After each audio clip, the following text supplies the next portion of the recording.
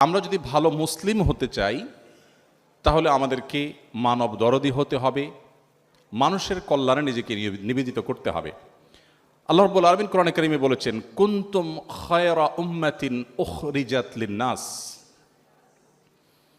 তোমরা পৃথিবীর ইতিহাসের সবচেয়ে শ্রেষ্ঠ জাতি, শ্রেষ্ঠ উম্মত হিসাবে আল্লাহর কাছে বিবেচিত হয়েছ। কারণ উখরিজাত লিন-নাস, তোমাদেরকে সৃষ্টি করা হয়েছে, তোমাদেরকে পাঠানো হয়েছে মানুষের কল্যাণে। তোমরা বেঁচে থাকো নিজের জন্য না, মানুষের জন্য, অন্যের উপকার করবার জন্য তোমাকে সুযোগ দেয়া হয়েছে, অবারিত সুযোগ, যেটা পূর্বের অনেক জাতি, অনেক গোষ্ঠী, অনেক উম্মত, অনেক সম্প্রদায়কে দেয়া হয়নি।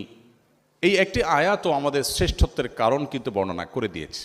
আমাদের প্রিয় নবী সাল্লাল্লাহু আলাইহি সাল্লাম তিনি বলেছেন, মান ইসতাতাআ আন ইয়ানফা আখাহু